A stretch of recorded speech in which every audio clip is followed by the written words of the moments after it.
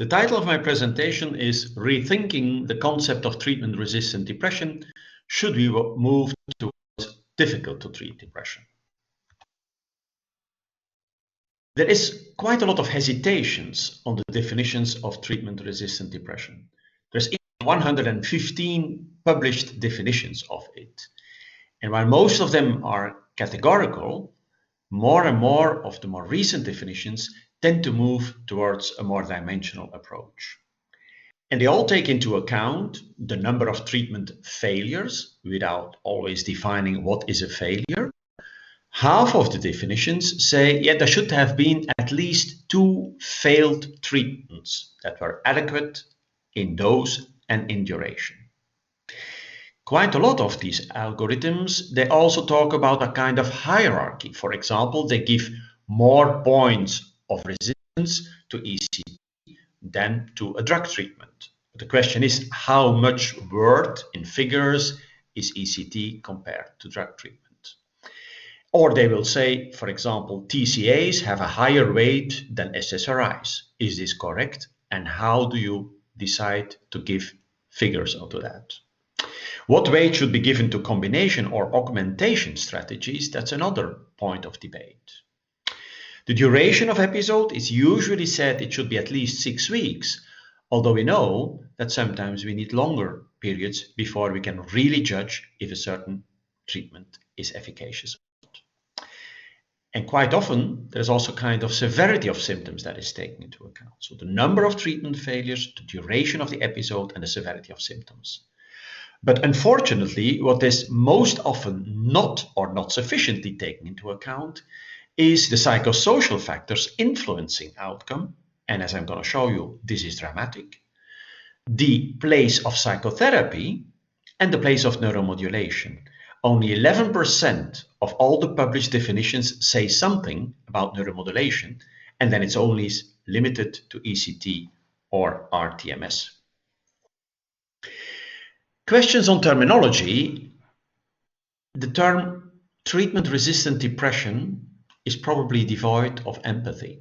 And there's a lot of terms used: treatment-refractory depression, treatment-resistant depression. Some will talk about absolute or relative resistance, chronic depression, recurrent depression, relapsing depression. And even quite recently, in 2017, in Time Health magazine, there was a new term which was called stubborn depression. It was about caffeine, and they say this can cause rapid antidepressant effects in many people with stubborn depression. And that is a term, of course, devoid of any empathy, because who is it depression? That's why we propose to move to another term, and that is difficult to treat depression. Do we need a definition of treatment-resistant depression or the difficult to treat depression? That's the question, of course. Is there a clinical need for that? Where and when could such a definition be helpful? Or do we do that just for regulatory bodies who are looking for more homogeneous patient groups? Or is this just for the sake of budget limitations imposed by the payers for new first-line treatments? Or is it a kind of access limitation for more invasive treatments like esketamine or vagal nerve stimulation? Questions one can raise. Of course, with so many definitions, there is also a huge variety in prevalence figures of treatment-resistant depression, if you still stick to that term, 2 failed treatments of at least 6 weeks with 2 different antidepressants at an adequate dose. If you would look at STAR-D, but you all know that STAR-D was a patient population that was rather chronic and rather severe. If you look there, that would mean, after 2 failed steps, it would mean that 44% of all the patients with depression would be treatment resistant. That is, of course, a lot. However, if you look at the Pharmetrics integrated database on over 47,000 treated major depressive episodes, you have a completely different figure, and then you end up with 6.6% of treatment-resistant depressive episodes. The prevalence will be 13.6. What is even more important in that study, and this is the first advice I would give, is that in fact we treat our patients much too long with the same dose of the same treatment option if we don't have sufficient effect. Indeed, here at level 1, the median duration of treatment was over 3 months. And if you looked further onwards, the third, the fourth, the fifth, the sixth, and the seventh treatment, then went up to 6 months, 4 to 6 months that we keep patients on the same medication scheme without sufficient effect. So that's the first thing I want to say is I think that we should treat our patients much more aggressively. We keep them too long on the same dose of the same treatment option even if there is not sufficient effect. It is, however, important that we monitor very well the early changes we have in our patients because they are so predictive of a good outcome later on. I have here a slide looking at the early changes at the symptom level, and a little bit further during my presentations I will come back with the early changes in functioning that are very predictive of a good outcome. This is here a very interesting study from Nicole Geschwind, where we see here, as you can see here, the odds ratio for response and remission if there is an early change in negative affect, in depressed, anxious mood, and that's the blue bars, and the odds ratios for early changes all within 1 week of treatment in positive affect. And as you can see here, early changes in the first week of treatment in positive affect are even more predictive of a good outcome than early changes in negative affect. But do we get our patients usually back to normal? Do we get them back to cure, to normal levels of how they feel, of normal levels of functioning? Unfortunately, we know that this is in some cases not the case. Most remitted patients do have and continue to have residual symptoms. This is here again taken from STAR-D, and as you can see here, all these here in the purple bars and the yellow bar, these are all patients that are in remission. And most often we consider remission to be more or less again back to normal. But as you can see here, the purple bars, most of them, they still have residual symptoms. They are not symptom-free. And most of you also know that after multiple episodes of depression, that there is a kind of scar, that they have a kind of residual symptoms that no longer leave the patient. Moreover, the more difficult it is to get your patient well, the more difficult it will be to keep your patient well. Again, STAR-D data. And as you can see here very well, if the patient is treated and gets a successful outcome after one treatment option, then you have a fairly good outcome and the patient keeps well. But with increasing steps that were needed to get the patient well, go up to the 4th level, for example, the yellow line here, you see the shorter is the time that they will relapse or have a recurrence. So in other words, the more difficult it is to get your patient well, the more difficult it will be to keep your patient well. And that should be part of the definition of difficult to treat depression. Treatment-resistant depression is too much limited just to getting your patient well, but what we want is getting the patient well and keeping the patient well.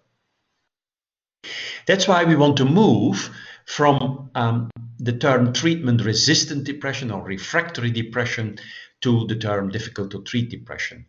And this is a paper we published rather recently, and there was another one with John Rush in Australian New Zealand Journal of Psychiatry, just focusing on the concept of difficult to treat depression.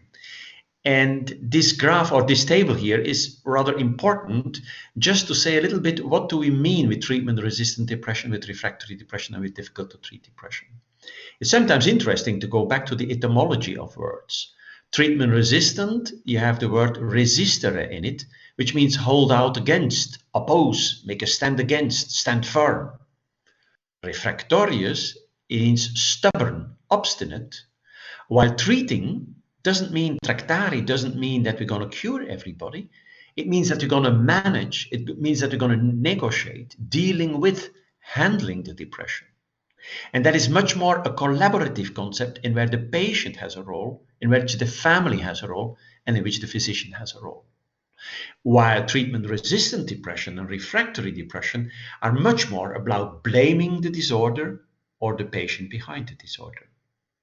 Moreover, difficult to treat depression is more a chronic illness model about getting the patient well and keeping the patient well, while treatment-resistant depression and refractory depression are more about acute illness models with only cure as an endpoint. It is true that treatment-resistant depression and refractory depression are very much focused on biological treatment options, while difficult to treat depression, dealing with depression, is much more biopsychosocial, is much closer to a capability approach. How can the patient live even if there are unfortunately residual symptoms, or even if unfortunately there is a scar after the fourth or the fifth depressive episode? It's also much closer to the recovery movement, where we try to optimize the symptom control and where we try to minimize the impact of symptoms and side effects. So difficult to treat depression is much more dimensional. It's a waxing and waning disorder, while refractory and treatment-resistant depression are much more about categorical approaches. That's why, and there was a consensus meeting on difficult to treat depression, where Hamish McAllister Williams was first author, just published in Journal of Affective Disorders, where we say if before we talk about difficult to treat depression, we should take into account three groups of variables: patient characteristics, illness characteristics, and treatment history. Patient characteristics, we all know, for example, that patients with childhood trauma will have a lower outcome, a worse outcome. If there is ongoing stressful life events, if you're living alone, or if you have some pathological personality traits, your outcome will be worse. And I will come back on the phenomenon of compliance and adherence, if that is suboptimal, and try to believe me, this is suboptimal in most of our patients, then of course the outcome will be suboptimal. Illness characteristics, I already told you about the residual symptoms, about the psychiatric comorbidity, and don't forget that quite a lot of our patients with depression have also somatic comorbidity. Suicidality, psychotic features, atypical features are all issues that we have to take into account. Treatment history is the third dimension, and of course it's very interesting to a very precise anamnesis about outcome with treatments in the past. This can be an effective guide in how to treat the current episode. Difficult to treat depression, I said it's also about a collaborative approach, because what we tend to forget in chronic depression, in difficult to treat depression, in treatment-resistant depression, is the caregiver burden and the stigma, and we should take that into account. Caregiver burden is usually defined as a set of physical, emotional, financial, and social difficulties, such as problems with family relations, stress caused by living with a depressed mood, and dependence of the mental patients, as well as the fear of relapse. Marital and sexual problems due to the depression or to the treatment, taking over various roles, restrictions in own social activities, and a high subjective burden. It has been shown in studies that 1 on 3 of the caregivers of depressed patients also fulfill criteria for the one or the other psychiatric disorder. Don't forget that. And then we have stigma. And if you talk about stigma, we usually differentiate between self-stigma and affiliative stigma. Self-stigma is the misinterpretation of yourself, accepting and internalizing the stigma, resulting in further devaluation of your self-esteem. An affiliative stigma is more about your caregivers, your family members closely associated with a stigmatized, depressed individual. And they internalize the misinterpretation of the society towards mental illness. All these aspects should be much more frequently taken into account than what is usually done. I already suggested that major depressive disorder and treatment-resistant depression, that in fact these terms do not fit in an acute illness model. We all know if you had 3 episodes of depression, you're almost sure that you will experience, unfortunately, a 4th episode of depression. So I think we should also make a difference between remission and recovery. In the standard psychiatric literature, the only difference is recovery is defined as long-standing remission. But again, if you go back to etymology, there's a difference. Remission comes from remittere, and that is fading away of the negative, of the symptoms. While recovery comes from recoverare, and that's getting back to the positive. And that's not the same. And these are not necessarily highly negatively correlated, these 2 dimensions. So many of our patients do not come to remission or recovery, and they have residual symptoms, or they don't have back their positive mood, and that's why they have high relapse and recurrence rates. Just an example, it's our own work in press at the moment in CNS spectrums. This is with the Leuven Affect and Pleasure Scale, and you see here the scores for those patients that were in remission based on the Hamilton, 7 or less on the Hamilton 17 item. And we compared the scores with healthy controls. If you look at the first line, you see here on negative affect, which is more depressed mood, anxious mood, etc., you see that they are very comparable with healthy controls once they are in remission. But for all the rest, for positive affect, for the hedonic tone, for cognitive functioning, for overall functioning, for my life is meaningful, and for I feel happy, you see that the remitted patients are still far away from the scores in healthy controls. Again, they are remitted, but they are not in recovery in the etymological sense of the word. We're not talking only about symptoms, and I think functional remission has become more and more an important outcome measure. And you see here a cartoon. Why do I put this cartoon on it? Because I'm from Belgium. In Belgium, we are very famous for our cartoons. The Smurfs, Lucky Luke, or Tintin, they are all Belgian inventions. I'm sorry for this slide. But functional impairment is part of the diagnostic criteria in DSM, but is most often not part of the outcome measures. And the question is why? Well, there's different reasons for that. It could be that functional recovery is affected by comorbidity, by personality disorders, and psychosocial context, and hence more difficult to change. Or it could be that there is a time lag between functional and symptomatic changes, as has been shown in several studies. Or it could be that there is a non-linear relationship between changes in functioning and in symptoms, and this is what we know clinically.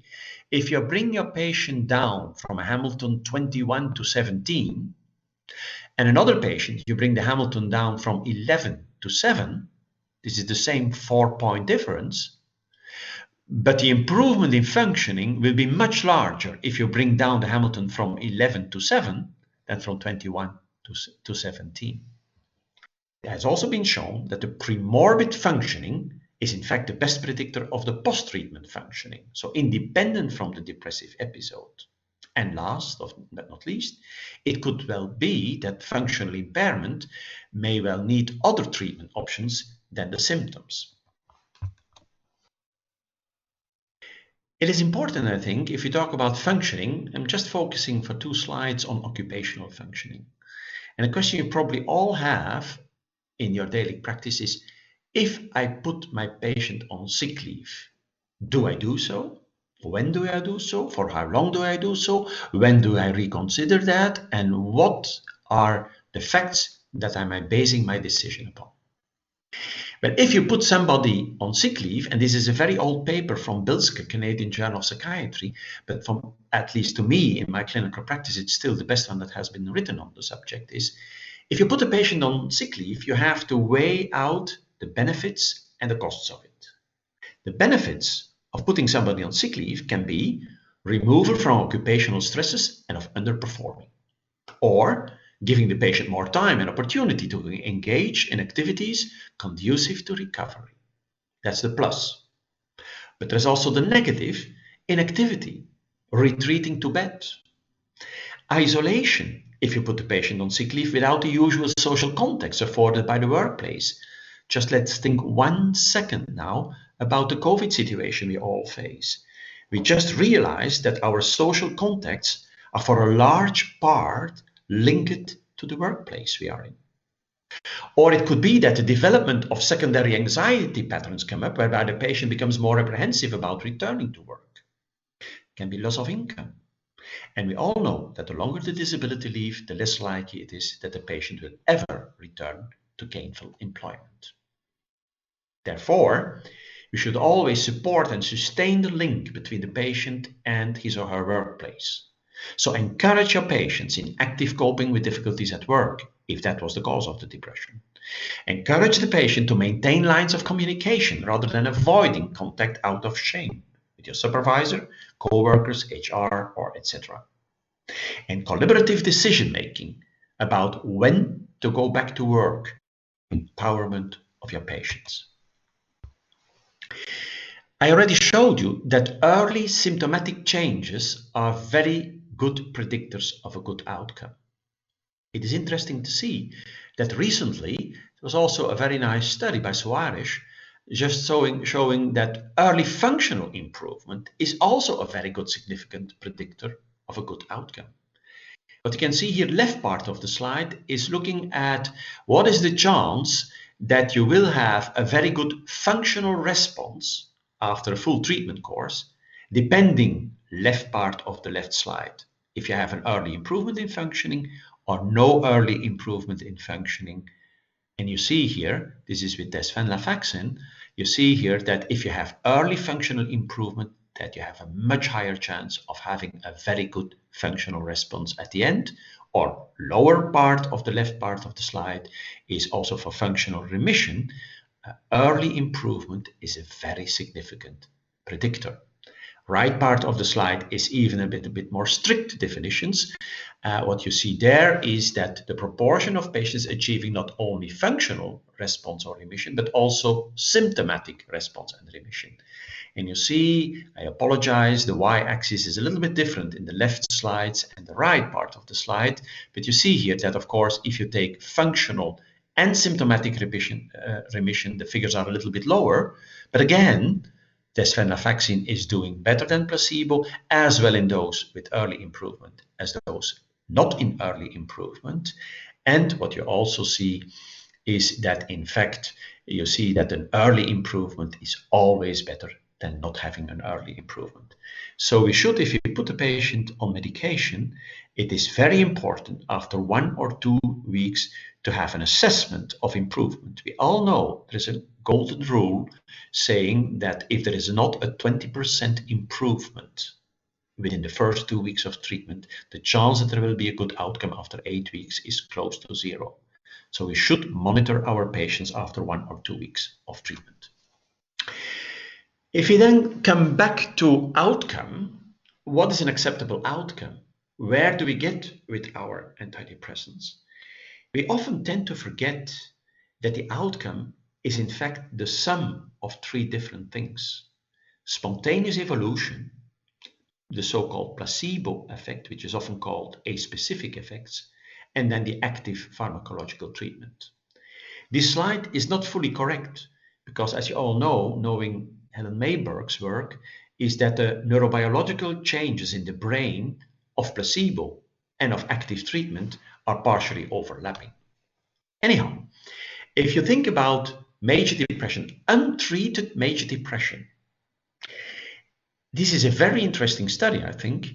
Untreated major depression, well, what do you see? Even if you don't treat them, there is quite a lot of patients that will have spontaneous remission. 1 in 3 will have a spontaneous remission within 6 months, and half of them will have a spontaneous remission within 12 months. These figures were much lower when it was a really severe depression. I'm not here, of course, to pretend that we don't have to treat these patients, because if we can bring these figures lower, down, that is, of course, winning. And if we can have them earlier in remission, that's, of course, winning. And that's exactly what we do with our treatments. We increase the number of remitters, and we bring the remission much earlier. But don't forget that part of the effect is in fact spontaneous remission. And never give up in depression, even not in difficult to treat depression. This is here a study looking at long-term outcome of major depression in psychiatric in and outpatients. So these patients are now treated. It's not spontaneous evolution, it's the sum of spontaneous evolution and treatment. Well, what you can see here is that only 12% of those with depression do not recover during the 5 years of follow-up. And from those that are not yet recovered after 5 years, still 38% of them will recover between year 5 and 10. So never give up, because there is always hope, even in so-called very difficult to treat patients. Once you go to categorical approaches or categorical patient populations suffering from treatment-resistant depression, it is they had at least 2 treatments with different antidepressants at an adequate dose for at least 6 weeks each. And you look at this patient group taken from Ficado in the UK, and you have a 3-year follow-up. Again, don't give up, don't become hopeless as a physician, because as you can see here, after 3 years, about 50% of them will be in full recovery. It is in long-standing remission. You see that about 10 to 20% will have at a certain point remission on top of that, and the rest will stay in a subsyndromal state or even in a persistent episode. So the good news is that even in treatment-resistant depression, after 3 years, half of them are out of the depression and are stable and are in stable remission, what we usually call recovery. I said that we should take into account, before judging on treatment resistance or refractory depression, that we should take much more frequently into account the psychosocial predictors. This is against our D data here. And what you see here in this graph is, by taking into account a few clinical or a few sociodemographic variables, that the chance of becoming a responder is dramatically different. We should go into individualizing the treatment, looking at this particular patient with these characteristics. If you take into account education, employment or not, gender, and a clinical two clinical variables, it is the duration of the episode, or if it's anxious depression or not, then you see that it's no longer about 40% chance of being a responder, but it becomes in between 31 and 63%. Dramatic figures. With a few sociodemographic and clinical variables, we can differentiate between a lower and a higher response rate. We often tend to forget that. This is another very interesting study, just looking at psychotherapy in treatment-resistant depression from Peter Fonagy's group in the UK. We tend to think that psychotherapy, that we only all should go for CBT or for interpersonal psychotherapy because these are formatted forms of psychotherapy, and there's quite a lot of publications on it. However, also other forms of psychotherapy are effective in depression and in treatment-resistant depression. Very interesting here. Look with me at this slide. It was in fact treatment as usual. It means medication. And half of them got on top of it 18 months of psychoanalytic psychotherapy. 18 months, and you see the first line, the first row, the data there. What do you see at this end of 18 months? This is a bit the opposite of my previous slide. Now it is the self-rating, the BEC2 and the subjective well-being, that are better in those who had an add-on of psychoanalytic psychotherapy, although there was no difference in the observer rating scales. But the interesting thing is that they didn't stop at the end of the study. They had a follow-up 6 months later at 24 months, or 12 months later at 30 months, or even at 42 months. And what do you see then? That on most of the outcome variables, as well the observer-rated ones or the self-rated ones, that the addition of psychoanalytic psychotherapy in the first 18 months have a long-lasting benefit over pharmaceutical treatment. And this is what we see also in acute phase treatment nowadays, is that adding psychotherapy sometimes gives better results in the short term, but most often gives better results in the long-term outcome of our patients. Before we go for fighting with treatment-resistant depression, we have to consider a lot of issues that go well beyond the time frame we have today. First thing we always have to ask if a patient doesn't respond is, was the diagnosis right? Were there psychiatric or somatic comorbidities? Was there, for example, maybe a history of bipolar disorder? Because we know that bipolar depression is more difficult to treat than unipolar depression. Were there somatic comorbidities? Were there psychosocial aspects, or was psychotherapy adequately considered? Were the antidepressant doses sufficient and the treatment duration adequate? I'm coming back here on what I put a little bit in bold, compliance and adherence. Were adequate drug plasma levels achieved? Unfortunately, therapeutic drug monitoring is only useful for a few of our antidepressants. Was the treatment response maybe masked by adverse events of antidepressants? This is sometimes we tend to forget. You can have sedation or lassitude. Is the lassitude a depressive symptom, or is it sedation as a side effect of the antidepressant? Is it psychomotor restlessness being part of the depressive picture, or is it akathisia due to the drug treatment? And were the psychiatric and somatic comorbidities well considered? I said I would come back at the adherence issue. We all think that we are, of course, the best doctors and that our neighbors are much worse. So we are all convinced that our patients adhere to what we tell them to do. Forget about that. This is not the case. You see here, let's first look at the right part of the slide. This is a slide that has been reproduced in a lot of countries. And what you see here is that about 50% of our patients stop antidepressant treatment within 2 months. There is not one international guideline saying that an adequate treatment is for 2 months. So this is a huge problem that 50% of them stop prematurely. This argument is often used by those in favor of psychotherapy, saying, yeah, you see, patients don't like medication, they prefer psychotherapy, etc. Well, this is not true.